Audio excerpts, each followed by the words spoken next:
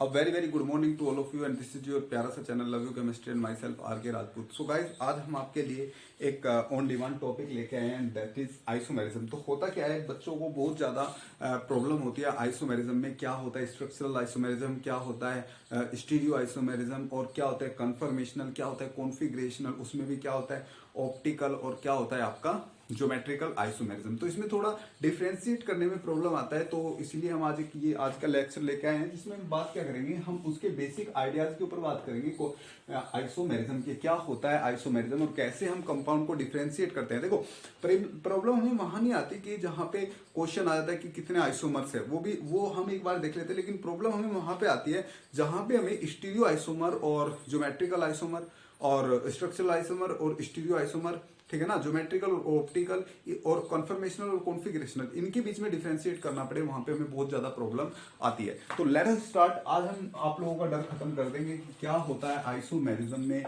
कौन सा वहां पे कैसे हम उन्हें क्लासिफाई करें। तो अगर मैं सबसे पहले तो बात करूं कि ये आइसोमेरिज्म होता क्या है, ठीक है ना, what is isomerism and what are isomers. तो देखो ध्यान से सुनो, अगर मैं बात करूं कि जब दो या दो से ज्यादा मॉलिक्यूल्स, आपके दो या दो से ज्यादा मॉलिक्यूल्स का मॉलिक्यूलर फॉर्मूला सेम हो बट उनका कोई भी केमिकल या फिजिकल प्रॉपर्टी, ठीक है ना, उसमें स्ट्रक्चर भी आता है, डिफरेंट हो, तो उसे हम कह देते हैं कि वे दोनों कंपाउंड्स आपके क्या है, आइसोमर्स है। फिर से सुनो, मैंने क्या कहा, जब दो या दो से ज्यादा कंपाउंड्स होंगे, उनके मॉलिक्यूलर फॉर्मूला सेम होंगे बट उनकी प्रॉपर्टीज में कुछ डिफरेंस होगा, डिफरेंट प्रॉपर्टीज होगी, उन्हें हम बोलते हैं आइसोमर्स। बोलो समझ में आया? ठीक है, चलो अगर यहां तक समझ में आया तो बहुत अच्छी सी बात है। तो हमने क्या कहा कि यहां पे आइसोमर्स देखने के लिए आप देखते हो मॉलिक्यूलर फॉर्मूला, मॉलिक्यूलर फॉर्मूला क्या बोला हमने कि मॉलिक्यूलर फॉर्मूला या तो यहां पे वो सेम होगा दोनों का, मॉलिक्यूलर फॉर्मूला एक तो क्या होगा, सेम होगा, या तो मॉलिक्यूलर फॉर्मूला डिफरेंट होगा, ठीक है ना। हम एक फ्लो चार्ट की हेल्प से पढ़ेंगे। फिर से सुनो, या तो मॉलिक्यूलर फॉर्मूला सेम होगा या तो मॉलिक्यूलर फॉर्मूला डिफरेंट होगा। हमने कहा आइसोमर्स के लिए मॉलिक्यूलर फॉर्मूला क्या होना चाहिए, सेम होना चाहिए। अगर मॉलिक्यूलर फॉर्मूला डिफरेंट हो गया तो यहाँ पे वो अलग अलग मॉलिक्यूल हो गए, यहाँ पे आइसोमेरिज्म का या जो आइसोमर्स का कंसेप्ट है वो कंसेप्ट ही खत्म हो गया, क्योंकि हमने बात की है सेम मॉलिक्यूलर फॉर्मूला के लिए। अगर ऐसा होगा, डिफरेंट मॉलिक्यूलर फॉर्मूला होगा, तो वहां पे आप बात करोगे किसके लिए,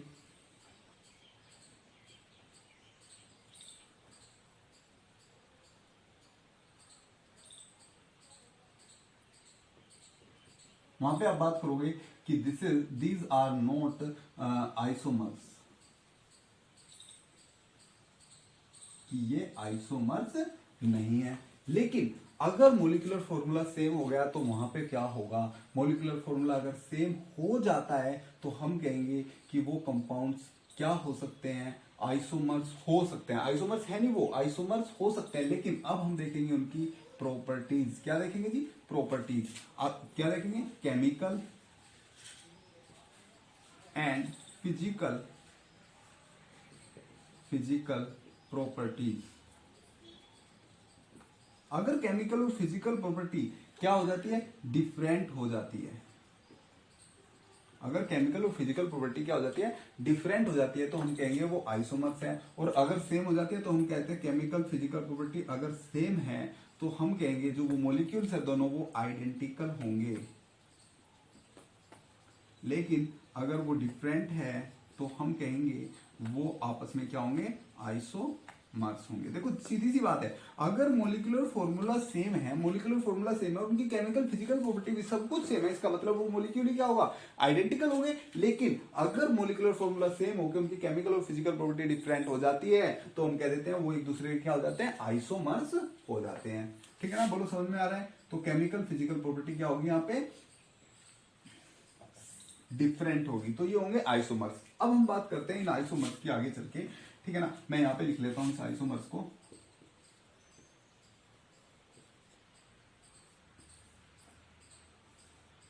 ठीक है ना।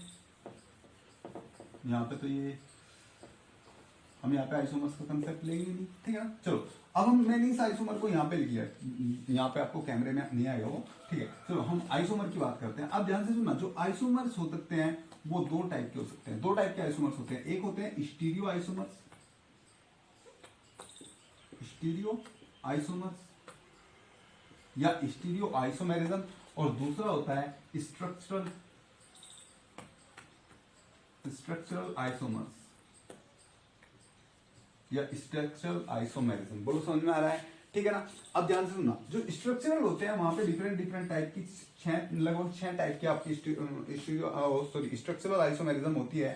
पहला होता है आपका चेन आइसोमेरिज्म, दूसरा होता है आपका पोजीशन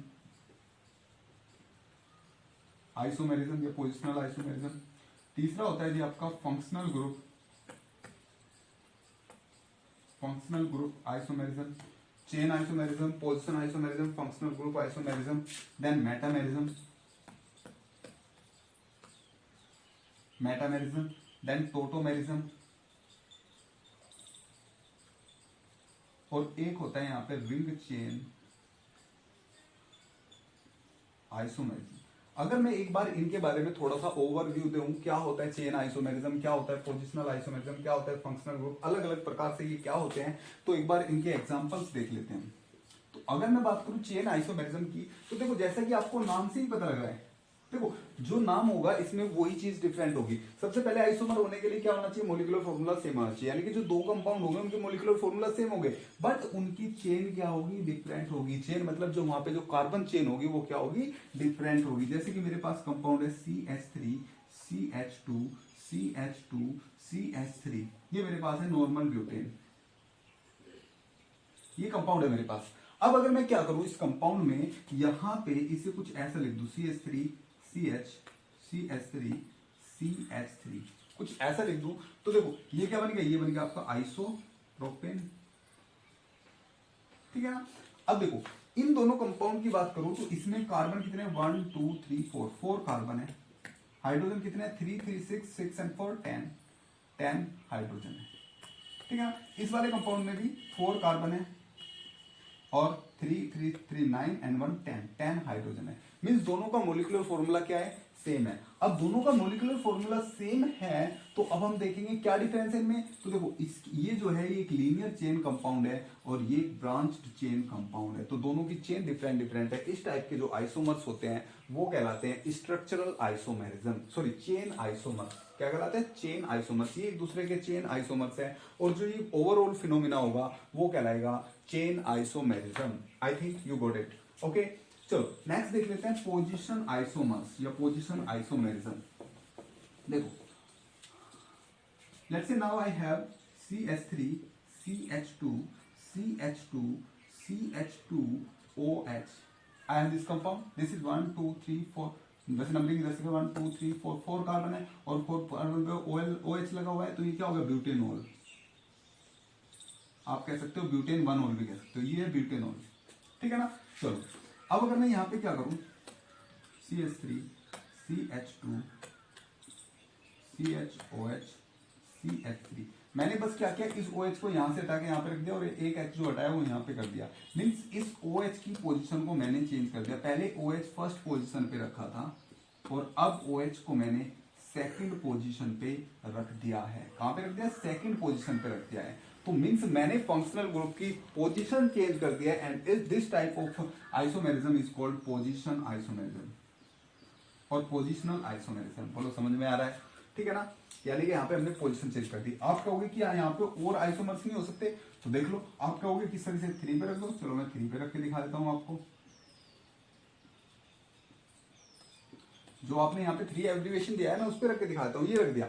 अब देखो ध्यान से, आपको पता है जिधर फंक्शनल ग्रुप होता है उधर से नंबरिंग करते हैं 1 2 3 4, तो ये 2 पे OH रखा है, 2 पे OH रखा है, तो दोनों सेम हो जाएगा ना, आइडेंटिकल हो जाएंगे। आप कहोगे सर 4 पे रख दो, 4 पे रखोगे वो इसके आइडेंटिकल हो जाएगा। मींस यहाँ पे इसके 2 ही पोजीशन आइसोमर्स होंगे। बोलो समझ में आ रहा है, तो पोजिशनल आइसोमेरिज्म समझ में आया। चलो इससे नेक्स्ट देख लेते हैं हम, पोजिशनल से नेक्स्ट फंक्शनल ग्रुप आइसोमर्स। ध्यान से देखो, अगर मेरे पास है CH3 CH2OH, ये कंपाउंड है और यहां पे एक मेरे पास है CH3O CH3।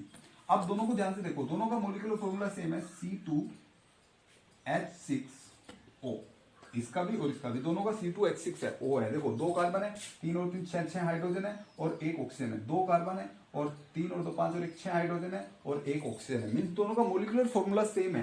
तो क्या डिफरेंस है, ध्यान से देखो, इसमें जो फंक्शनल ग्रुप है हमें अच्छे से दिख जाता है, यहाँ पे जो फंक्शनल ग्रुप है वो क्या है, अल्कोहल है, और यहाँ पे जो फंक्शनल ग्रुप है वो क्या है, ईथर है। मींस दोनों में फंक्शनल ग्रुप क्या है, डिफरेंट है। तो इस this type of isomerism is called functional group isomerism, functional group isomerism, and these two isomers are called functional group isomers. बोलो समझ में आ रहा है, चलो। तो ऐसे ही ये आइसोमेरिज्म आपको समझ में आ रही होगी। जैसे मैं मेटामेरिज्म की बात करूं, मेरे पास है CH3 CH2 CH2O CH3, ठीक है, और मैं यहां पे ले लेता हूं CH3 CH2O CH2 CH3। तो यहां पे मैंने एक ऐसा फंक्शनल ग्रुप, इस बार देखो दोनों का मोलिकुलर फॉर्मूला भी सेम है, दोनों में फंक्शनल ग्रुप भी सेम है, बस डिफरेंस क्या है, जो फंक्शनल ग्रुप है उस फंक्शनल ग्रुप की, आप कहोगे सर फंक्शनल ग्रुप की पोजीशन चेंज है तो ये तो पोजिशनल आइसोमेरिज्म होना चाहिए, बिल्कुल आप सही कह रहे हो। लेकिन यहाँ पे देखो, जो यहाँ पे मैंने फंक्शनल ग्रुप लिया है वो एक डिफरेंट टाइप का फंक्शनल ग्रुप लिया है, जो 2 कार्बन के बीच में लगता है, ठीक है ना, यानी कि जो बीच में लगता है, बिल्कुल बीच में, मेटा पे लगता है, बोलो समझ में आ रहा है, बिल्कुल बीच में लगता है। ओके, अब देखोगे अगर आप ऊपर वाले में देखो तो इसके इधर 1 कार्बन है, इधर 3 कार्बन है, इसके इधर 2 कार्बन है, इधर 2 कार्बन है। मींस इन दोनों में डिफरेंस क्या है, इस O के अराउंड जो कार्बन एटम है, उनके नंबर ऑफ कार्बन एटम है वो चेंज हो रहे हैं, ठीक है ना। इस टाइप की जो आइसोमेरिज्म होती है वो कहलाती है मेटामेरिज्म। बोलो समझ में आया, ठीक है ना। तो यहाँ पे जो फंक्शनल ग्रुप है वो क्या होना चाहिए, जो फंक्शनल ग्रुप बीच में लगता है वो ही होना चाहिए। बोलो समझ में आ रहा है। इससे नेक्स्ट पे हम बात करते हैं। नेक्स्ट है जी tautomerism, and this is most important, tautomerism. ध्यान से सुनना, देखो टोटोमेरिज्म क्या होता है, अगर आपके पास कोई एक कंपाउंड है वाई, कोई एक कंपाउंड है और उस कंपाउंड में 2 एटम है वाई और जेड, और उनके बीच क्या है, डबल बॉन्ड है, और वो डायरेक्टली किसी sp3 कार्बन से जुड़े हुए हैं। फिर से सुनो, अगर आपके पास, फिर से सुनो, अगर आपके पास कोई कंपाउंड है, उस कंपाउंड में 2 एटम के बीच डबल बॉन्ड है, और उसके इसके जस्ट अल्फा पे, यानी कि जस्ट एडजेसेंट कार्बन जो है, उस कार्बन, वो कार्बन कैसा है, sp3 है, और उस पे एटलीस्ट 1 हाइड्रोजन प्रेजेंट है, एटलीस्ट क्या प्रेजेंट है, 1 हाइड्रोजन प्रेजेंट है। तो ऐसे जो कंपाउंड होते हैं वो टोटोमेरिज्म शो करते हैं। ध्यान से देखना कैसे टोटोमेरिज्म शो करेंगे। तो होगा क्या, जैसे ही हम टोटोमेरिज्म शो करेंगे, हम इस H को यहां से यहां भेजेंगे और इस डबल बॉन्ड को यहां पे भेज देंगे, तो आपको कुछ ऐसा कंपाउंड मिल जाएगा। बोलो समझ में आ रहा है। इसे कहते हैं हम टोटोमेरिज्म, और इसका बहुत ही इंपॉर्टेंट आप एग्जांपल पढ़ते हो, जो आपको ऑर्गेनिक केमिस्ट्री में बहुत जगह यूज होने वाला है, that is keto enol tautomerism. Keto enol tautomerism क्या यूज होने वाला है, कीटो enol tautomerism. Let's say I have a keto compound, या और I have a enol compound CH3 COH double bond CH2। Let's say I have this compound, so this is, ध्यान से देखो, इसमें यहाँ पे एक डबल बॉन्ड लगा है, तो ये क्या है, इन ग्रुप है, इन, और ये OH लगा है तो ये ओल ग्रुप है। इस कंपाउंड को हम कहते हैं इनोल कंपाउंड, इन ओल, जिसमें इन और ओल ग्रुप हो। अब अगर मैं इसमें क्या करूं, ध्यान से देखना,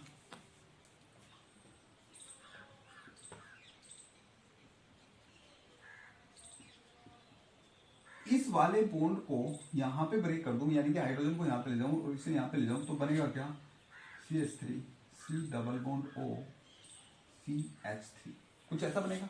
यानी कि क्या बन जाएगा, कीटोन बन जाएगा।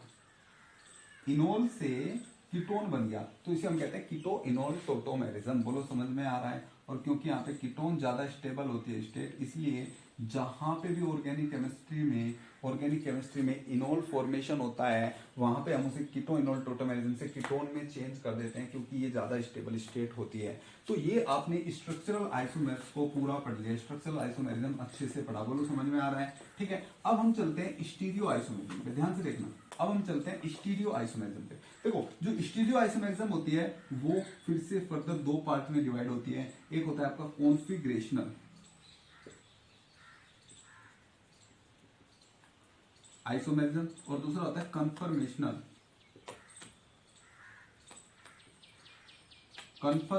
आइसोमेरिज्म।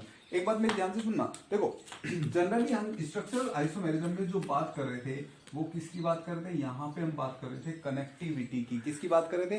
कनेक्टिविटी की। फिर से सुनना, अगर मेरे पास कोई कंपाउंड है, सबसे पहले हम देखेंगे कि उस कंपाउंड में जो मोलिकुलर फॉर्मूला है, दो कंपाउंड के मोलिकुलर फॉर्मूला सेम है या नहीं है। अगर मुझे दो कंपाउंड दे दे, पूछा ये आइसोमर है या नहीं है, तो उन क्या देखेंगे? सबसे पहले उन दोनों का मोलिकुलर फॉर्मूला सेम है या नहीं है। अगर दोनों का मोलिकुलर फॉर्मूला सेम है तो अब हम वहां पे क्या देखेंगे? अब हम वहां पे देखेंगे स्ट्रक्चरल आइसोमेरिज्म। और स्ट्रक्चरल आइसोमेरिज्म को देखने के लिए हम वहां पे देखेंगे कनेक्टिविटी। अगर दोनों में कनेक्टिविटी डिफरेंट है तो दोनों स्ट्रक्चरल आइसोमेरिज्म होंगे, लेकिन अगर कनेक्टिविटी डिफरेंट नहीं है तो वो स्टीरियो आइसोमेरिज्म होगी। बताओ समझ में आ रहा है? ठीक है, तो आइसोमर्स देखने से बाद में जैसे ही वो हमें पता लगे वो आइसोमर्स है, तो अब हम यहां पे देखेंगे कनेक्टिविटी। अगर कनेक्टिविटी डिफरेंट है तो वो हो गए आपके स्ट्रक्चरल आइसोमेरिज्म। अगर कनेक्टिविटी सेम है तो वो होंगे आपके स्टीरियो आइसोमेरिज्म। स्टीरियो आइसोमेरिज्म में फिर से दो, कॉन्फिगरेशनल और कन्फर्मेशनल। ठीक है ना, हम इनके क्वेश्चन करेंगे बहुत अच्छे से। देखो ध्यान से सुनना, कॉन्फिगरेशनल क्या होता है और कन्फर्मेशनल क्या होता है बताता हूं, अभी एक बार देख लेते हैं पहले में अच्छे से। जो कॉन्फिगरेशनल होता है वो फिर से दो पार्ट में डिवाइड होता है, ज्योमेट्रिकल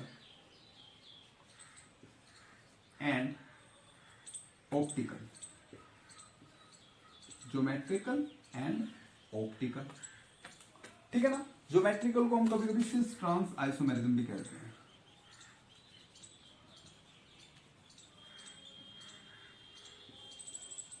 ठीक है ना, हम इन्हें देखने वाले हैं।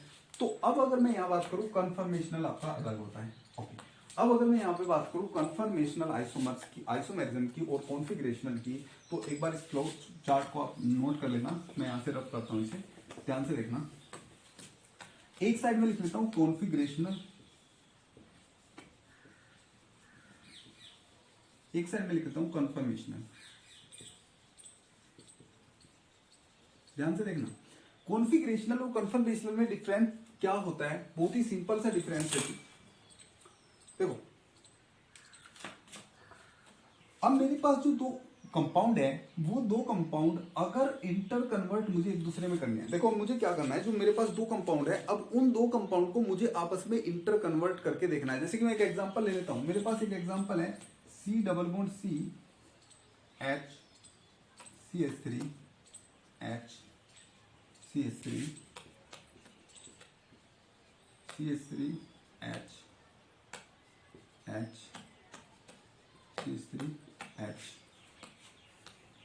ठीक है, ये दोनों मैं ले लेता हूं एग्जांपल, और इस एग्जांपल में मैं आपसे पूछता हूं इसे इसमें कन्वर्ट करने के लिए, इसे इसमें कन्वर्ट करने के लिए या इसे इसमें कन्वर्ट करने के लिए, मींस इन दोनों को आपस में इंटर कन्वर्ट करने के लिए मुझे क्या करना पड़ेगा? तो अभी ध्यान से सुनना, अगर मुझे इंटर कन्वर्ट करने के लिए बॉन्ड ब्रेक करना पड़ रहा है, मींस अगर मुझे इंटर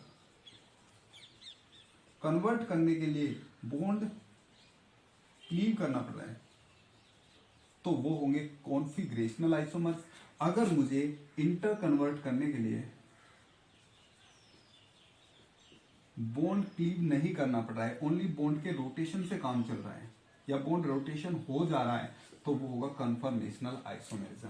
अब आप यहां ध्यान से सुनना, अगर मेरे पास कहीं पे एक डबल बॉन्ड है और एक सिंगल बॉन्ड है, तो डबल बॉन्ड और सिंगल बॉन्ड में डिफरेंस क्या होता है? डबल बॉन्ड की जो रोटेशन एनर्जी बैरियर होता है वो बहुत हाई होता है, तो डबल बॉन्ड आपके रोटेट नहीं होते और सिंगल बॉन्ड रोटेट हो जाते हैं। तो रोटेशन हमेशा पॉसिबल होता है, सिंगल बॉन्ड में, डबल बॉन्ड में रोटेशन पॉसिबल नहीं होता, ये ध्यान से सुनना।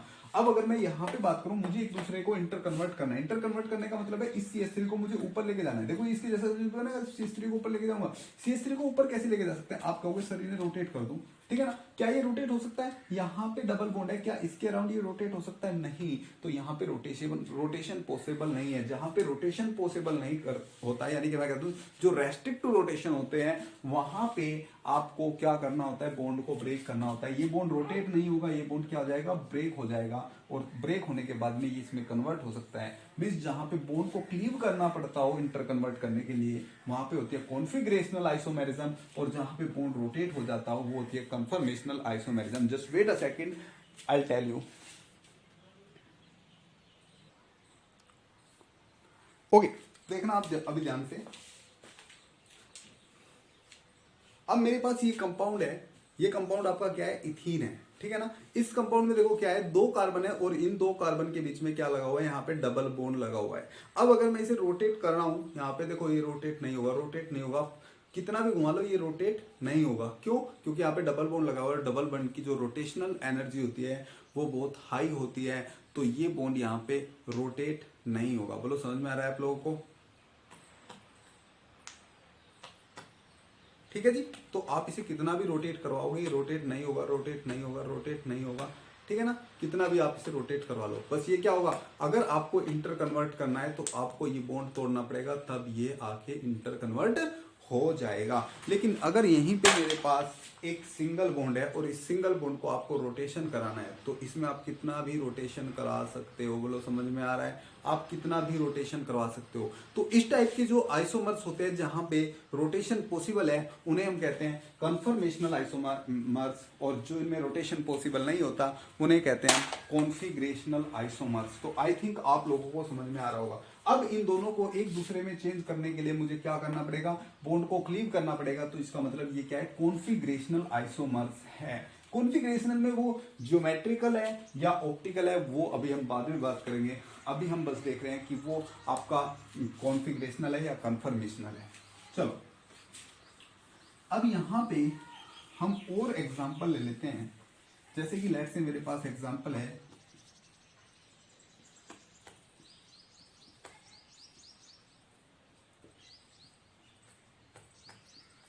मेरे पास ये है। क्या है? कन्फर्मेशनल है, कॉन्फिगरेशनल है? आप कहोगे सिंगल बॉन्ड है सर, सिंगल बॉन्ड के अराउंड रोटेशन पॉसिबल है, तो ये क्या होगा? आपका कन्फर्मेशनल आइसोमर होगा। बोलो समझ में आ रहा है? ये क्या होंगे? कन्फर्मेशनल आइसोमर्स होंगे। क्या? मैं ले लेता हूं यहां पे,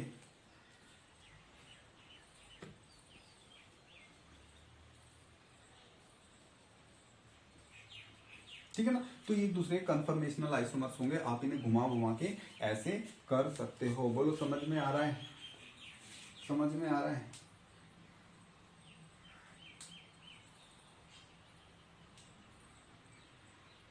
ठीक है ना। तो यहाँ पे एक मैं आपको एक छोटी सी शॉर्ट ट्रिक बता देता हूँ, और शॉर्ट ट्रिक से फिर आपको एक आधा क्वेश्चन करा देता हूँ, फिर आगे चलते हैं, ठीक है ना। आप इसे शॉर्ट ट्रिक कह लो या आप इसे कह लो कुछ भी, ठीक है ना। इससे आपका क्वेश्चन हो जाएगा। देखो ध्यान से सुनना। अगर आपके पास 2 कन्फर्मेशन है, क्या है आपके पास? 2 कन्फर्मेशन है। लेट्स से मेरे पास ये कंपाउंड है,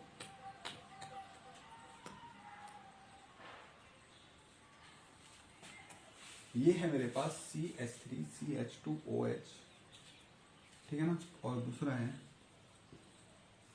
यहां पे मैं OH लिख लेता हूं,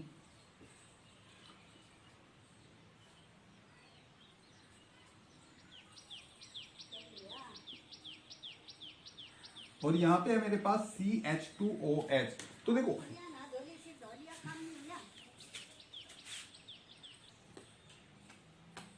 ओके, तो मैं देखो यहाँ पे आपको एक छोटी सी ट्रिक बताता हूँ। अगर जो आपके पास 2 कंपाउंड दे रखे हैं, आपके पास जो 2 कंपाउंड दे रखे हैं, ध्यान से सुनो।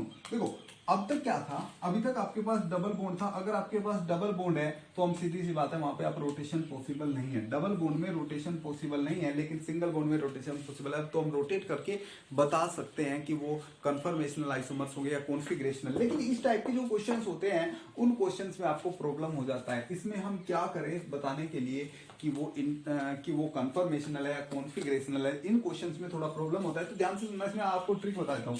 अगर आपके पास इन दोनों स्ट्रक्चर्स में कोई सी एक पोजीशन फिक्स है, कोई सा एक ग्रुप फिक्स है। ध्यान से देखना, अगर मैं इसकी बात करूं, मैं 1 2 3 पोजीशन ऐसे दे रहा हूं, रैंडमली दे रहा हूं, ठीक है ना, मैं किसी के बेसिस पे नहीं दे रहा हूं। कभी आरएस वाले यहाँ पे ये कहेगी कि सर जो आरएस नोमन का लेक्चर होता है उसमें हम जो नंबरिंग देते हैं वो नंबरिंग नहीं दे रहा हूं, मैं रैंडम नंबरिंग दे रहा हूं। ऐसे ही मैं रैंडम नंबरिंग दे रहा हूँ, ठीक है ना, किसी के एटॉमिक मास के बेसिस पे नहीं दे रहा हूँ। तो मैंने ये नंबरिंग दी, तो देखो आप 1 पोजीशन पे OH है, 1 पोजीशन पे OH है, ठीक है ना। सॉरी, यहाँ पे मैं ले लेता हूँ H और इधर ले लेता हूँ मैं OH। यहाँ पे 1 पोजीशन पे H है, यहाँ पे OH है, यानी कि दोनों डिफरेंट है। यहाँ पे OH है, यहाँ पे CH2OH है, यानी कि दोनों डिफरेंट है। यहाँ पे CH2OH है, यहाँ पे H है, सब कुछ डिफरेंस है। लेकिन जो सेकंड पोजीशन है उस सेकंड पोजीशन पे दोनों ग्रुप सेम है। अब मेरी बात ध्यान से सुनना, अगर दोनों ग्रुप एक पोजीशन यानी कि एक पोजीशन दोनों कंपाउंड में क्या है फिक्स है, तो वहां पे आप बॉन्ड को रोटेट करा सकते हो और रोटेट करा के इन दोनों में कंफर्मेशन चेंज कर सकते हो। कैसे करना है आपको, आपको जो फिक्स एटम है उस फिक्स एटम को आपको वहीं पे रोकना है। इस फिक्स एटम को फिक्स करके बाकी एटम को आप कैसे भी रोटेट कर सकते हो। अब अगर मैं कुछ इसे ऐसे रोटेट कर दूं, ऐसे, ठीक है ना, अगर ऐसे रोटेट करूंगा तो ये H यहां जाएगा, देखो इसके जैसे ये H यहां जाएगा, ये CH2OH यहां चल जाएगा, OH यहां चल जाएगा। मींस एक बार रोटेशन करने से ये क्या हो रहा है, आपस में दोनों सेम आ जा रहे हैं, रोटेशन करने में सेम आ जा रहे हैं। तो रोटेशन करने पर अगर ऐसा हो रहा है बिना बॉन्ड तोड़े, तो हम कहेंगे ये दोनों एक दूसरे के क्या है, कन्फर्मेशनल आइसोमर्स है। क्या है, कन्फर्मेशनल आइसोमर्स है। लेकिन अगर बॉन्ड रोटेट करने से ऐसा नहीं होता तो वो कॉन्फिगरेशन होते हैं। उसका एक एग्जाम्पल ले लेते हैं।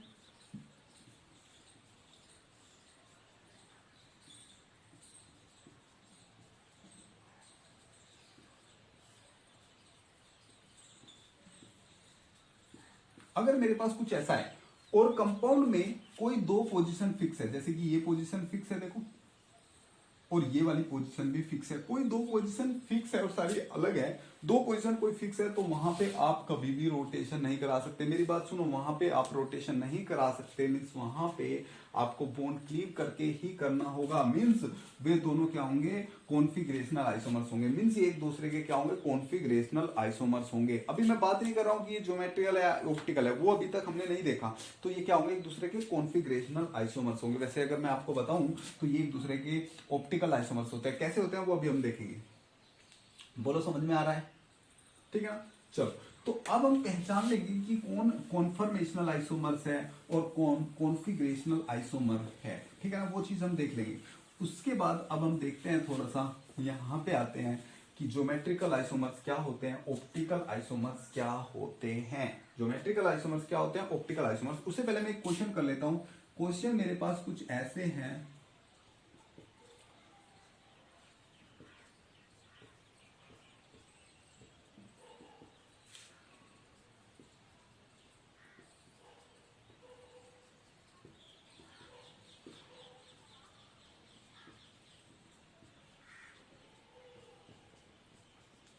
वन टू थ्री, ये मेरे पास तीन है और इनके बीच हमें क्या बताना है, रिलेशन बताना है। पहले तो देखना है कि कौन सा कॉन्फर्मेशनल आइसोमर होगा, कौन सा कॉन्फिगरेशनल आइसोमर्स होगा, कौन सा स्ट्रक्चरल आइसोमर्स होगा, ये सब चीज मुझे बतानी है। तो ध्यान से देखो, अगर मैं पहले और दूसरे कंपाउंड को यहाँ पे उठा लूं, पहले और दूसरे को, सबसे पहले तो हम देखेंगे, मुझे अभी फर्स्ट और टू के ऊपर ऑब्जर्वेशन करने हैं। ध्यान से देखना, सबसे पहले हम क्या देखते हैं कि ये आइसोमर है या नहीं है। उसके लिए हमें मोलिकुलर फॉर्मूला देखना होता है। तो देखो आपको सब कुछ दिख रहा है, 1 2 3 4, 1 2 3 4, 4 कार्बन है, 4 कार्बन है, दोनों में 4 कार्बन है। हाइड्रोजन की बात करो तो 3 और 3 6 और 2 8, 8 हाइड्रोजन है। यहाँ पे 3 और 3 6 और 2 8, 8 हाइड्रोजन इसमें भी है, ठीक है ना। तो दोनों की क्या है, और इसमें भी डबल बॉन्ड, इसमें भी डबल बॉन्ड, तो मींस मोलिकुलर फॉर्मूला दोनों का क्या है, सेम है। अब अगर दोनों का मोलिकुलर फॉर्मूला सेम है तो इसका मतलब ये दोनों एक दूसरे के क्या होंगे, आइसोमर्स होंगे। ध्यान से सुनना, अगर एक दूसरे के आइसोमर है, अब मुझे देखना है कि ये स्ट्रक्चरल आइसोमर्स है कि ये स्टीरियो आइसोमर्स है। ध्यान से देखना, स्ट्रक्चर के लिए हम क्या देखते हैं, कनेक्टिविटी देखते हैं। क्या देखते हैं, कनेक्टिविटी। अगर कनेक्टिविटी डिफरेंट है तो स्ट्रक्चरल आइसोमर्स होंगे। तो ध्यान से देखो, अगर मैं इस कार्बन को 1 दे दूं, इसे 2 दे दूं, इसे भी नंबरिंग 1 दे दूं और इसे 2 दे दूं, तो ध्यान से देखो, यहाँ पे 1 से CH3 और H जुड़े हैं, यहाँ पे CH3 और H जुड़े हैं, यहाँ पे 2 से CH3 H जुड़े हैं, यहाँ पे भी CH3 H जुड़े हैं। बोलो समझ में आ रहा है। वैसे दोनों सेम बन गए। इसमें मैं यहाँ पे CH3 लिख देता हूँ, यहाँ पे H, ठीक है ना। तो देखो, इस कार्बन से CH3H, इससे भी CH3, उल्टा हो गया ना, अरे सॉरी, हाँ दिस इज माय मिस्टेक। हाँ, तो इन दोनों की हम बात कर रहे हैं। देखो ध्यान से सुनना, इसमें भी पहले कार्बन से CH3H, इसमें भी CH3H, इसमें भी CH3H, इसमें भी CH3H, मींस दोनों का मोलिकुलर फॉर्मूला भी सेम है, दोनों की कनेक्टिविटी भी सेम है। अगर कनेक्टिविटी डिफरेंट होती तो ये स्ट्रक्चरल आइसोमर्स होते, लेकिन अभी कनेक्टिविटी सेम है तो ये स्ट्रक्चरल आइसोमर नहीं है, ये क्या है, स्टीरियो आइसोमर है। ये दोनों क्या है, स्टीरियो आइसोमर। अब स्टीरियो आइसोमर में हम देखते हैं ये कॉन्फिगरेशनल आइसोमर है या ये आपका कन्फर्मेशनल आइसोमर है। तो ध्यान से सुनना, कॉन्फिगरेशनल और कन्फर्मेशनल में हम क्या करते थे, इन दोनों को अगर मुझे आपस में एक्सचेंज करना है, इन दोनों को अगर आपस में एक्सचेंज करना है तो कैसे करूंगा, अब ध्यान से सुनना, कैसे एक्सचेंज करूंगा, मुझे इस CH3 को अगर मुझे इसे इसमें कन्वर्ट करना हो तो इस CH3 को यहाँ पे लाना पड़ेगा। उसके लिए क्या मैं रोटेट करा सकता हूँ, नहीं जी रोटेट नहीं करा सकते क्योंकि डबल बॉन्ड है, तो मुझे बॉन्ड को ब्रेक करना होगा। मींस 1 और 2 एक दूसरे के क्या है, कॉन्फिगरेशनल, 1 एंड 2 एक दूसरे के कॉन्फिगरेशनल आइसोमर्स है। क्या है, कॉन्फिगरेशनल आइसोमर्स है, ठीक है ना। चलो अब मैं बात करता हूं 1 और 3 की। 1 और 3 में देखो, ध्यान से देखना, 1 और 3 में मोलिकुलर फॉर्मूला सेम है। अब मैं देखता हूं कनेक्टिविटी, इसमें पहले कार्बन से, इसे 1 कार्बन देता हूं 2, पहले कार्बन से एक CH3 एक H जुड़ा है, इसमें दोनों H जुड़े हैं, इसमें इससे एक H एक CH3 जुड़ा है, दोनों CH3 जुड़ा है, मींस कनेक्टिविटी दोनों की डिफरेंट है। तो मैं कहूंगा 1 और 3 क्या है, स्ट्रक्चरल आइसोमर है। 1 एंड 3 आर स्ट्रक्चरल आइसोमर्स। बोलो समझ में आ रहा है। अब मैं बात करता हूं 2 एंड 3 की।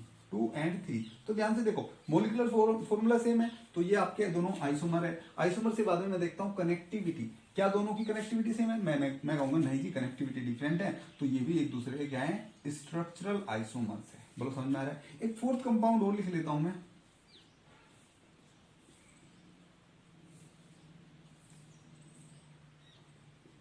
फोर्थ, और मैं कहता हूं 1 और 4 को देखो, तो 1 और 4 को आप फिर से देखोगे क्या होगा, कनेक्टिविटी सेम है, स्ट्रक्चरल तो है नहीं, ये स्टीरियो आइसोमर्स है। और स्टीरियो आइसोमर्स में भी ये क्या है, अगर मैं चेंज करना चाहूं तो बॉन्ड ब्रेक करना पड़ेगा, मींस ये कॉन्फिगरेशनल आइसोमर्स है। 1 एंड 4 भी क्या है, कॉन्फिगरेशनल है।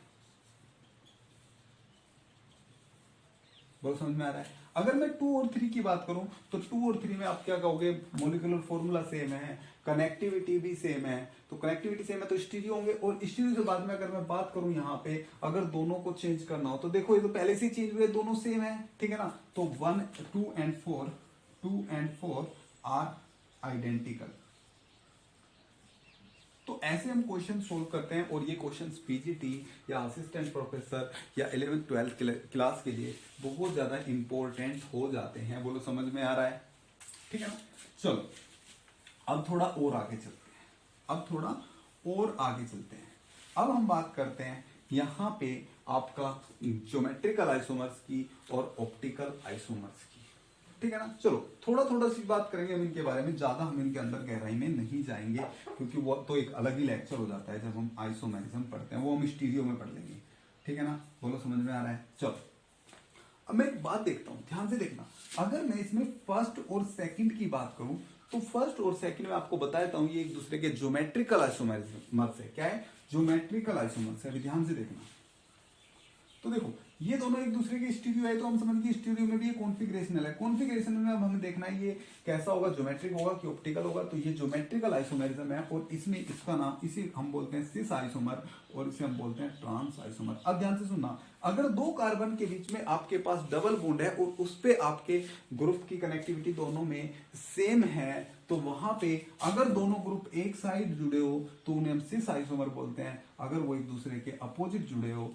तो उसे हम ट्रांस आइसोमर्स बोलते हैं। और इस टाइप की जो आइसोमेरिज्म होती है वो कहलाती है ज्योमेट्रिकल आइसोमेरिज्म और सिस ट्रांस आइसोमेरिज्म। तो ये होंगे एक दूसरे के क्या, सिस ट्रांस आइसोमर्स। बोलो समझ में आ रहा है, ठीक है ना। अगर मैं यहीं पे आपको, मैं थोड़ा जल्दी कर रहा हूं, ठीक है ना, यहीं पे आपको कुछ ऐसा दे दूं, यहाँ पे मैंने Cl दे दिया, यहाँ पे Br दे दिया, यहाँ पे H दे दिया और यहाँ पे CH3 दे दिया, कुछ इस टाइप का कंपाउंड दे दूं। इस कंपाउंड में आप नहीं कह सकते कि सिस ट्रांस आइसोमर होंगे या क्या होगा। बोलो समझ में आ रहा है। अभी मैं आपको अच्छे से बता देता हूं, ध्यान से देखो, इसमें हम सिस ट्रांस की बात नहीं कर सकते क्योंकि यहाँ पे सेम ग्रुप नहीं है, सेम ग्रुप नहीं लगे हैं, इधर और इधर डिफरेंट ग्रुप लगे हैं। तो इस टाइप के केस में हम क्या करते हैं, इन कंपाउंड्स को हमें नंबरिंग देनी होती है या प्रायोरिटी पे नंबरिंग देनी होती है। ध्यान से देखो मैं कैसे नंबरिंग दूंगा। कोई से भी एक कार्बन को पकड़ो और उस कार्बन पे जो ग्रुप है उन्हें आप मोलिकुलर वेट के बेस पे क्या दे दो, नंबरिंग दे दो। देखो अगर मैं मोलिकुलर वेट की बात करूं तो ब्रोमीन का मोलिकुलर वेट ज्यादा होता है, उसे नंबरिंग 1 दूंगा। क्लोरीन का उससे कम होता है, इसे नंबरिंग 2 दूंगा। इन दोनों में इसका मोलिकुलर वेट ज्यादा होता है, इसे 1 दूंगा, और इसमें का मोलिकुलर वेट कम होता है, इसे 2 दूंगा। ऐसे आप दोनों कार्बन पे नंबरिंग दे लो। ऐसे ही इसमें आ जाओ, यहां पे इसे 1 दूंगा, 2 दूंगा, और इसे 1 दूंगा, 2 दूंगा। अब ध्यान से सुनो, अगर सेम प्रायोरिटी के ग्रुप सेम साइड आ रहे हैं तो उसे हम जेड कंफर्मेशन बोलते हैं। अगर सेम प्रायोरिटी के ग्रुप डिफरेंट साइड आ रहे हैं, अगर सेम प्रायोरिटी के ग्रुप डिफरेंट साइड आ रहे हैं, मींस देखो दो डिफरेंट साइड आ रहे हैं, तो ये कुछ आपका ट्रांस के जैसा है, उसे हम बोलते हैं ई कन्फर्मेशन। ई होता है जो ट्रांस के जैसा है, ट्रांस नहीं है, और जो सिस के जैसा है उसे हम जेड बोलते हैं। बोलो समझ में आ रहा है? तो यहां पे आपका खत्म होता है ज्योमेट्रिकल आइसोमेरिज्म, ठीक है ना। इससे आगे आपका आता है ऑप्टिकल आइसोमेरिज्म, और ऑप्टिकल आइसोमेरिज्म ऐसे नहीं पढ़ा जाएगा, ये अलग से ही हम एक लेक्चर लेके आएंगे, स्टीरियो में हम इसे पढ़ेंगे, ठीक है ना। फिर भी मैं आपको इसके बारे में थोड़ा सा बता देता हूं। तो इसके बारे में थोड़ी सी बात ऐसी होती है कि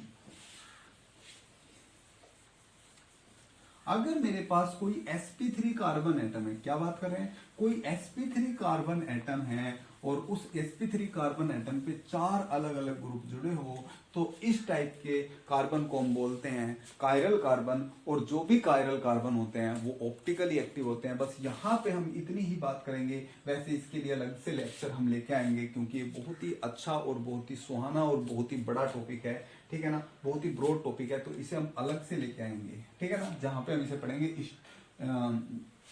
स्टीरियो केमिस्ट्री में, ठीक है ना, या मैं कह लूं स्टीरियो केमिस्ट्री, इसे हम पढ़ेंगे स्टीरियो केमिस्ट्री में, ठीक है ना। बोलो समझ में आ रहा है? इससे बाद में हम बात कर लेते हैं कन्फर्मेशनल आइसोमेरिज्म की। तो ध्यान से सुनना, कन्फर्मेशनल वर्ड कहां से आया है? जहां पे कार्बन कार्बन बॉन्ड आपस में क्या हो रहे हो, आसानी से रोटेट हो रहे हो, यानी कि carbon carbon single bond present हो, वो होते हैं कन्फर्मेशनल आइसोमेरिज्म। तो अगर मैं आप यहां से एक क्वेश्चन पूछूं कि CH4 के कन्फर्मेशनल आइसोमर्स कितने होंगे, CH4 के कन्फर्मेशनल आइसोमर्स कितने होंगे, तो ऑप्शन है पहला 1 होगा, ऑप्शन 2 है 2 होंगे, सॉरी मैं यहाँ पे 2 लिख देता हूँ, 3 होंगे, 4 होंगे, और 0 होंगे। बताओ, या 0 नहीं कहता, none of above, none of the above. बोलो जी कौन सा होगा? तो यहाँ पे बात ये आएगी कि ऑप्शन होगा नन ऑफ द अबव, क्योंकि इसमें कन्फर्मेशनल आइसोमर्स नहीं होंगे, ठीक है ना। टोटल आइसोमर की बात करें तो टोटल आइसोमर यहाँ पे 1 है, 1 टोटल आइसोमर, लेकिन कन्फर्मेशनल आइसोमर्स यहाँ पे 0 होंगे, क्योंकि यहाँ पे कार्बन कार्बन बॉन्ड प्रेजेंट ही नहीं है। बोलो समझ में आ रहा है? कोई दिक्कत? ठीक है, चलो हम इससे बाद में बात करते हैं इथेन। देखो इथेन इसका बहुत ही अच्छा एग्जाम्पल होता है। इस क्वेश्चन की अगर मैं बात करूं तो इसके लिए कितने कन्फर्मेशनल आइसोमर्स होंगे, तो कन्फर्मेशनल आइसोमर्स को समझने के लिए यहाँ पे 2 रिप्रेजेंटेशन हम पढ़ने वाले हैं। पहला रिप्रेजेंटेशन होता है न्यूमान रिप्रेजेंटेशन, ये 11th 12th और सभी के लिए काफी इंपॉर्टेंट होता है। दूसरा हो जाता है साहोर्स। 2 रिप्रेजेंटेशन यहाँ पे होते हैं, न्यूमान रिप्रेजेंटेशन और साहोर्स रिप्रेजेंटेशन। ध्यान से देखना, मैं अगर इसे नंबरिंग 1 दूं, इसे 2 दूं, ठीक है ना, और या तो अब मॉलिक्यूल को देखो, न्यूमान में आपको क्या करना है, मॉलिक्यूल को या तो इधर से देखना है या तो इधर से देखना है। लेट से हम मॉलिक्यूल को इधर से देख रहे हैं, तो ये हमारा फ्रंट कार्बन होगा और ये हमारा बैक कार्बन होगा। तो आपको यहाँ पे न्यूमान में क्या करना है, फ्रंट कार्बन को एक डॉट से शो करना है और बैक कार्बन को एक सर्किल से शो करना है। अब फ्रंट कार्बन पे क्या लगे हैं, 3 H लगे हैं, आप उन 3 H को लगा दोगे, ठीक है ना, और बैक कार्बन पे भी 3 H लगे हैं, उन 3 H को आप ऐसे लगा दोगे। बोलो समझ में आ रहा है? ठीक है ना। अब देखो जी यहाँ पे क्या क्या केस हो सकते हैं, मैं एक बार बना देता हूँ फिर आपको समझा देता हूँ।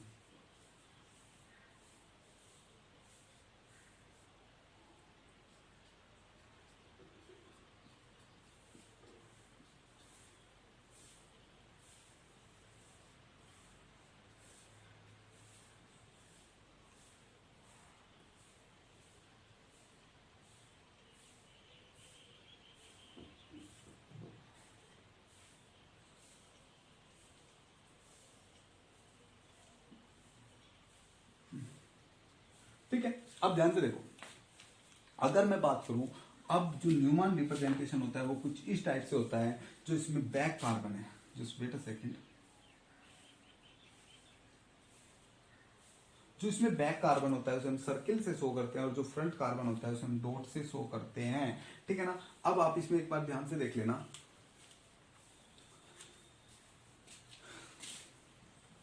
इसमें यहाँ पे जो ये हाइड्रोजन है, जो बैक कार्बन पे जो हाइड्रोजन है, इन्हें मैं एक बार यहाँ पे डार्क कर देता हूँ थोड़ा, इन कार्बन हाइड्रोजन की बात कर रहा हूँ। तो ये जो हाइड्रोजन होते हैं, ये इन वाले हाइड्रोजन के, सामने वाले हाइड्रोजन के जस्ट अपोजिट, जस्ट पीछे होते हैं, जस्ट पीछे। जैसे कि मैं आपको एक बार मॉडल से समझा देता हूँ।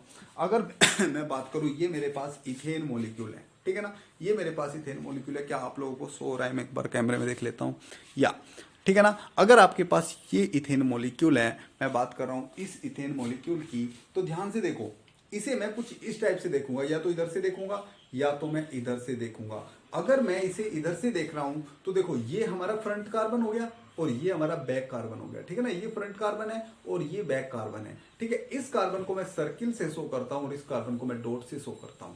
अब इस केस में आप देख रहे हो, यहां पे अगर मैं बात करूं कुछ ऐसे, तो यहां पे हो क्या रहा है, जो पहले वाला कार्बन है उसका हाइड्रोजन दूसरे वाले कार्बन के हाइड्रोजन को क्या कर रहा है, ढक रहा है। ये वाले हाइड्रोजन इन वाले हाइड्रोजन को, या ये वाले ग्रुप इन वाले ग्रुप को क्या कर रहे हैं, ढक रहे हैं जी यहाँ पे, ठीक है। तो इस टाइप की जो स्ट्रक्चर होती है, उस स्ट्रक्चर को हम बोलते हैं इक्लिप्स्ड स्ट्रक्चर या इक्लिप्स्ड कन्फर्मेशन, इक्लिप्स्ड कन्फर्मेशन, ठीक है ना। अब ध्यान से सुनो, अब अगर मैं क्या करूं, इसे जो फ्रंट वाला कार्बन है उसे क्या कर दूं यहाँ पे ऐसे ही, इस वाले कार्बन को मैं एक जगह यहाँ पे पकड़ के इसकी पोजीशन को फिक्स करके, और पीछे वाले कार्बन को 60 डिग्री यहाँ पे रोटेट कर दूं, 60 डिग्री मैं यहाँ पे रोटेट कर देता हूं। तो रोटेट करने के बाद में क्या होगा, अब ये हाइड्रोजन एक दूसरे के अपोजिट हो गए, ये दोनों एक दूसरे के अपोजिट होते हैं और ये एक दूसरे के अपोजिट होते हैं। इस टाइप की जो कन्फर्मेशन होती है उसे हम बोलते हैं स्टैगर्ड कन्फर्मेशन। और अगर मैं क्या करूं, स्टैगर्ड और इक्लिप्स के बीच में इनको बॉन्ड को रोटेट करूं, जैसे कि 0 से और 60 के बीच में, 0 से 60 डिग्री के बीच में रोटेट करूं, यानी कि थोड़ा सा रोटेट कर दूं या 30 डिग्री रोटेट कर दूं, उस स्ट्रक्चर को हम बोलते हैं स्क्रू।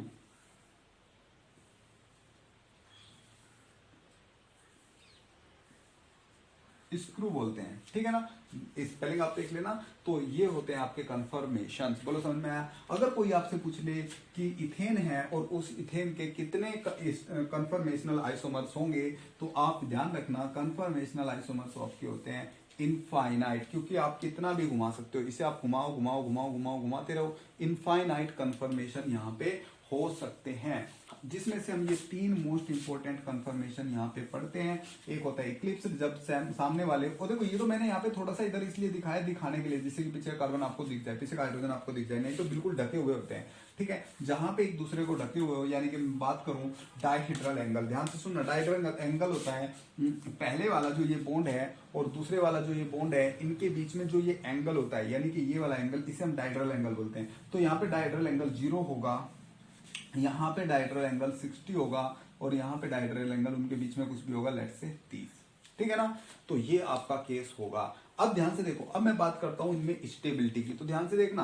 अगर मैं इस स्ट्रक्चर की बात करूं, इक्लिप्स की बात करूं, तो इसमें जो दोनों हाइड्रोजन होते हैं, इन दोनों हाइड्रोजन के बीच न्यूनतम दूरी होती है, यानी कि मिनिमम डिस्टेंस होती है, और मिनिमम डिस्टेंस होने के कारण इसके जो बॉन्ड के जो इलेक्ट्रॉन्स होते हैं, उसके बॉन्ड के इलेक्ट्रॉन एक दूसरे को रिपेल करते हैं, जिससे एनर्जी बढ़ जाती है और ये स्ट्रक्चर अनस्टेबलाइज हो जाती है। लेकिन वहीं पे अगर मैं स्टैगर्ड की बात करूं, तो ये अब एक दूसरे से मैक्सिमम डिस्टेंस पर होते हैं, और मैक्सिमम डिस्टेंस पे होने के कारण यहाँ पे जो एंगल 60 डिग्री है, यहाँ पे रिपल्सन कम हो जाता है, रिपल्सन कम होने से ये स्टेबल स्ट्रक्चर हो जाते हैं। यहाँ पे थोड़ा ज्यादा रिपल्सन होता है, तो सबसे ज्यादा स्टैगर्ड स्टेबल होती है, उससे कम स्क्रू, एंड सबसे कम आपका कौन सी होती है, इक्लिप्स्ड स्टेबल होती है। बोलो आप लोगों को समझ में आया?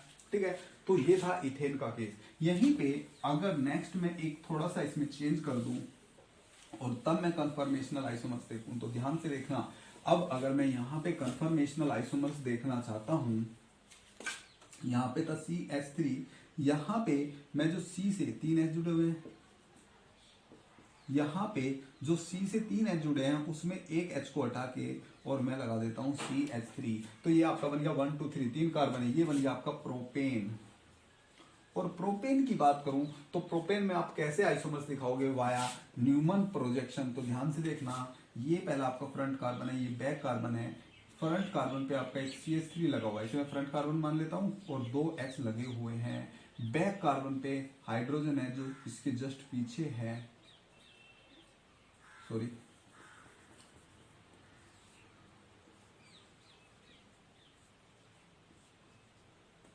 जो इसके जस्ट पीछे है, कुछ इस टाइप से मैं बस दिखा रहा हूं ऐसे। तो ये स्ट्रक्चर क्या होगी, ये होगी आपकी इक्लिप्स्ड, इक्लिप्स की जैसी होगी ना, क्योंकि ढके हुए हैं। दूसरा क्या होगा, आप इसे 60 डिग्री घुमा दो। तो जब आप इसे 60 डिग्री घुमाओगे, फ्रंट वाले को तो आप क्या करोगे, फिक्स करोगे, और बैक वाले को आप 60 डिग्री घुमा दोगे कुछ इस टाइप से। तो ये आपकी स्टैगर्ड लाइक स्ट्रक्चर होगी, ठीक है ना। और ये आपका एक बीच में स्क्रू हो जाएगी। तो ये आपकी स्ट्रक्चर्स होती है, बोलो समझ में आ रहा है, ठीक है ना। स्टेबल कौन सी होगी, ये ही ज्यादा स्टेबल होगी इससे, क्योंकि देखो यहाँ पे तो रिपल्सन और भी ज्यादा होगा। इस वाले केस में रिपल्सन, क्योंकि CH3 आ गया तो इसमें रिपल्सन ज्यादा होगा, इसमें कम होगा, तो ये ज्यादा स्टेबल होगी। यहीं पे मैं क्या करता हूँ, अब ले लेता हूँ यहाँ पे मैं ब्यूटेन। क्या ले लेता हूँ, ब्यूटेन। इस कार्बन से भी एक हाइड्रोजन को हटा के मैं जोड़ देता हूँ CH3। तो यहाँ पे थोड़ा सा इंटरेस्टिंग केस बन जाता है, ध्यान से देखना। अब फ्रंट वाले कार्बन पे एक CH3 लगा हुआ है और 2 H लगे हुए हैं, और बैक वाले पे एक CH3 और 2 H ऐसे लगे हुए हैं। तो ये होगा आपका इक्लिप्स्ड, इक्लिप्स्ड स्ट्रक्चर हो गया। अगर मैं क्या करूं, अब इसे थोड़ा सा घुमा दूं और इसे 60 डिग्री में घुमा के कुछ ऐसा कर देता हूं, ऐसा कर देता हूं। मैंने इसे 60 डिग्री रोटेट कर दिया, ठीक है ना। मैं क्या करता हूं, इसे फिर से 60 डिग्री रोटेट कर देता हूं, और फिर से 60 डिग्री रोटेट करके ये कैसा हो जाएगा, फर्स्ट कार्बन को तो आपको, फ्रंट कार्बन को तो आपको ऐसे ही फिक्स रखना है। तो मैं उसे घुमा देता हूं, तो ये इसके पीछे चला जाएगा और यहाँ पे H आ जाएगा, यहाँ पे H आ जाएगा, कुछ ऐसा हो जाएगा। फिर से मैं क्या करता हूँ, इसे 60 डिग्री रोटेट करता हूँ, तो ये कुछ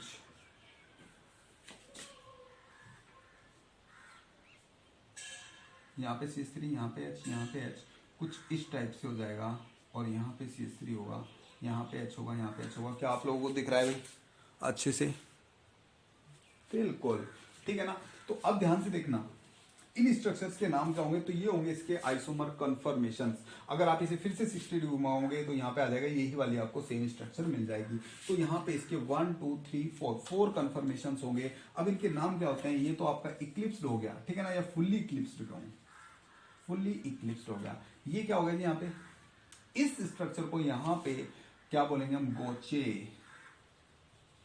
क्या बोलेंगे, गोचे बोलेंगे। आप यहाँ पे इसे स्टैगर्ड नहीं बोलेंगे। स्टैगर्ड में मैंने क्या बताया था, स्टैगर्ड में होते हैं एक दूसरे के ट्रांस, एक दूसरे के जस्ट अपोजिट ग्रुप्स होते हैं। यहाँ पे CH3 एक दूसरे के अपोजिट नहीं है, ये हो गया आपकी गोचे स्ट्रक्चर।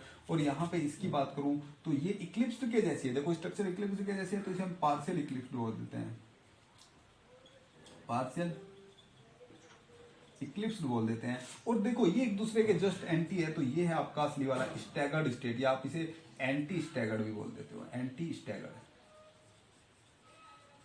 ठीक है। अब अगर मैं यहाँ पे स्टेबिलिटी की बात करूं तो सबसे ज्यादा स्टेबल कौन होगा, सबसे ज्यादा स्टेबल, क्योंकि यहाँ पे सबसे कम रिपल्सन होगा, एंटी स्टैगर्ड सबसे ज्यादा स्टेबल होगा। उससे कम स्टेबल इसमें होगा गोचे, गोचे से कम स्टेबल आपका इसमें होगा पार्शियल इक्लिप्स, और सबसे कम स्टेबल होगा इक्लिप्स, क्योंकि वहां पे CH3 और CF3 के बीच में सबसे ज्यादा रिपल्सन होता है। बोलो समझ में आ रहा है, बोलो जी। चलो मैं आपको एक बार एग्जांपल दिखा देता हूं।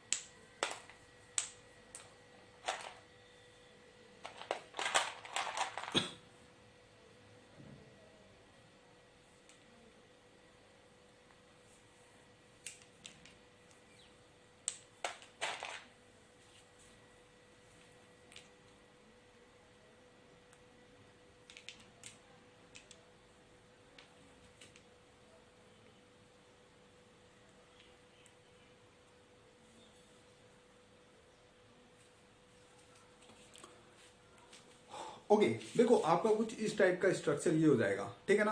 1 2 3 4 4 कार्बन लगे हुए हैं, तो ये आपका ब्यूटेन है। अगर मैं इसमें इस स्टेट की बात करूं, देखो ध्यान से, इस स्टेट की बात करूं तो ये आपको दिख रहा है, ये क्या है, इक्लिप्स्ड है। देखो सेम सेम ग्रुप एक दूसरे के पीछे है, तो ये है आपका इक्लिप्स्ड स्टेट, ठीक है ना। ये क्या है आपका इक्लिप्स्ड है। इक्लिप्स्ड में देखो सबसे ज्यादा रिपल्सन है, क्योंकि दो बड़े बड़े ग्रुप सामने लगे हुए हैं, ठीक है ना, तो बहुत ज्यादा रिपल्सन लगा हुआ है, लग रहा है ना बहुत ज्यादा रिपल्सन। ओके अगर मैं उससे बाद में बात करूं, इसे 60 डिग्री घुमा दूं, नेक्स्ट जो आपका फ्रंट वाला है उसे तो ऐसे ही रखूं और बैक वाले को 60 डिग्री घुमा दूं, तो ऐसा कुछ बनेगा। ये स्टेट आपका कहलाता है गोचे स्टेट। अगर इसे 60 डिग्री और घुमा दूं तो ये इक्लिप्स्ड जैसा स्ट्रक्चर बनता है, इसे हम बोलते हैं पार्शियल इक्लिप्स्ड।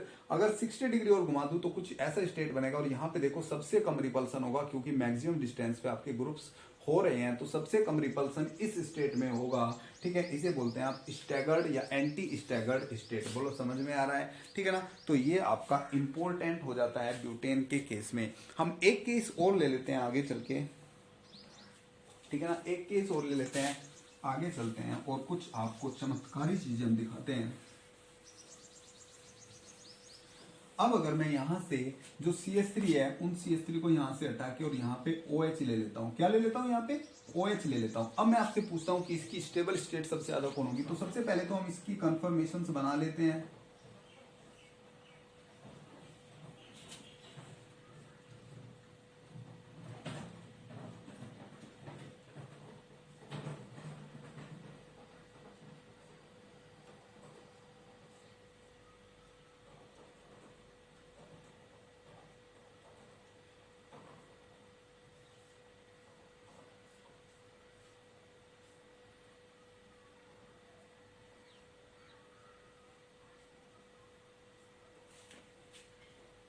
चलो देखो सबसे पहले वाले में क्या है, यहाँ पे OH है, यहाँ पे OH है, H H H H, यहाँ पे H है, OH है, सॉरी हमने इसे फिक्स किया, ये OH है, ये H है, H है, H है और H है, फिर ये H है और ये वाला आपका OH है, ये H H OH और H, इसमें हमारा ये OH है, ये OH है, ये H है, ये H है, ये H है और ये H है। ये आपका हो गया इक्लिप्स्ड, ये आपका हो गया गोचे, ये आपका हो गया क्या, पार्शियल इक्लिप्स्ड, और ये आपका हो गया एंटी स्टैगर्ड, ठीक है ना। अब मैं फिर से बात करता हूं कि इनमें अगर मैं तीनों की बात करूं तो सबसे ज्यादा स्टेबल क्या होगा, तो आप कहोगे एंटी स्टैगर्ड सबसे ज्यादा स्टेबल होगा, मुझे पता है आप यही कहोगे, फिर आप कहोगे ये स्टेबल होगा, फिर ये होगा, फिर ये होगा, लेकिन ये गलत हो जाएगा। इसमें जो सबसे ज्यादा स्टेबल होता है वो गोचे हो जाता है। और यहाँ पे क्या चीज डोमिनेट करती है कि इसे स्टेबल कर देती है, तो यहाँ पे जनरली होता क्या है, क्योंकि ये ऑक्सीजन से जुड़ा है तो ये आपका एक्टिव हाइड्रोजन हो जाता है, और ये इस ऑक्सीजन के साथ हाइड्रोजन बॉन्डिंग बना लेता है। मीन्स यहाँ पे हाइड्रोजन बॉन्डिंग आ जाती है, और हाइड्रोजन बॉन्डिंग आने के कारण ये कंपाउंड सबसे ज्यादा स्टेबल हो जाता है। उसके बाद में फिर स्टैगर्ड, और फिर पार्शियल इक्लिप्स, और फिर इक्लिप्स, ये आपका स्टेबिलिटी ऑर्डर होता है। और यहीं पे एक मैं बहुत ही प्यारा सा एग्जांपल आपका ले लेता हूं, उस एग्जांपल को आप लोग देख लीजिएगा। लास्ट एग्जांपल है इस लेक्चर का। एग्जांपल कुछ ऐसा है, अगर मेरे पास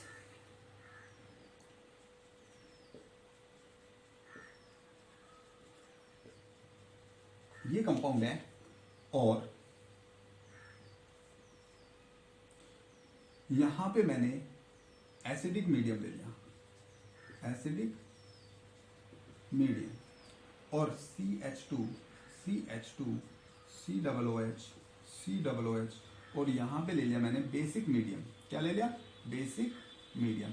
अब ध्यान से देखना, ये एसिडिक मीडियम है और यहाँ पे एसिड है, तो एसिड एसिड तो कुछ नहीं होगा, ये सेम रहेगा। लेकिन यहाँ पे अगर बेसिक मीडियम है और यहाँ पे ये एसिड है, तो बेस क्या करेगा, इस एसिड के H को एब्स्ट्रैक्ट कर लेगा यहाँ से, और ये बन जाएगा CH2 CH2 COO minus COO minus, ठीक है ना। तो देखो दो अलग अलग क्वेश्चन बन रहे हैं। अब अगर मैं ऊपर वाले क्वेश्चन की कंफर्मेशन बनाऊं, तो ऊपर वाले क्वेश्चन की कंफर्मेशन मैं बस गोचे बना लेता हूं यहाँ पे।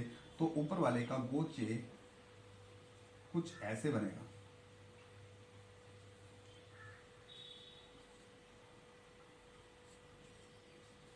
ये बनेगा जी, ठीक है। और नीचे वाले के मैं गोचे की बात करूं, तो नीचे वाले का गोचे कुछ ऐसे बनेगा।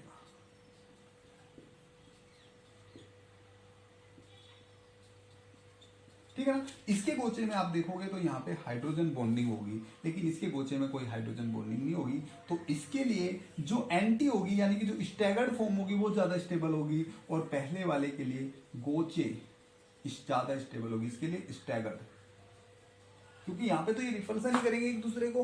ठीक है ना, ये दोनों एक दूसरे में हाइड्रोजन बॉन्डिंग नहीं बना रहे, तो यहाँ पे ये रिपल्सन ही करेंगे, तो ये कम स्टेबल हो जाएगा इसका, और आपका इसका जो स्टैगर्ड होगा वो ज्यादा स्टेबल हो जाएगा। तो आई होप आप लोगों को ये आज का लेक्चर काफी अच्छा लगा होगा, काफी इंफॉर्मेटिव लेक्चर था। ठीक है ना, तो प्लीज लेक्चर को पूरा देखिए, अच्छे से देखिए, और जिसने अभी तक चैनल को सब्सक्राइब नहीं किया तो प्लीज चैनल को सब्सक्राइब करो और शेयर करो यार। चैनल को जब आप शेयर करोगे तभी तो हमें मोटिवेशन मिलेगा, तभी तो हम लेक्चर्स अच्छे अच्छे चीजें लेके आएंगे। ठीक है ना, आप शेयर नहीं करते जिससे हमारा मोटिवेशन बहुत ही डाउन चला जाता है। तो please like share and subscribe. Bye bye, thank you.